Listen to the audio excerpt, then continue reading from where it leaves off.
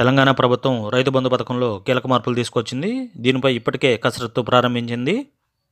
అయితే ఎవరికి ఈ పథకం వర్తింపజేయాలనే దానిపై మార్గదర్శకాలు సిద్ధమవుతున్నాయి. 5 ఎకరాల లోపు ఉన్నవారు రాష్ట్ర వ్యాప్తంగా 90% మంది రైతులు ఉండగా, ఎకరాలోపు రైతులు 22 లక్షల మంది ఉన్నట్టు తేల్చారు. దీంతో ప్రభుత్వ నిర్ణయం సంచలనంగా మారుతోంది. ప్రభుత్వం రైతు బంధు పథకం పునఃసమీక్షిస్తోంది. ఈ యాసంగి సీజన్ వరకు గతంలో మాదిరిగానే ఎలాంటి పరిమితులు లేకుండా రైతు బంధు పంపిణీ చేసి, వచ్చే వానాకాలం అంటే ఖరీఫ్ సీజన్ నుంచి 10 ఎకరాల పరిమితిలోపు కటాఫ్తో రైతు భరోసా పేరిట నగదు పంపిణీ చేసేలా మార్గదర్శకాలు రూపొందిస్తున్నట్లు సమాచారం. 10 ఎకరాలకు మించి ఎన్ని ఎకరాలు ఉన్నా 10 ఎకరాలకు మాత్రమే రైతు భరోసా ఇవ్వనున్నట్లు సమాచారం.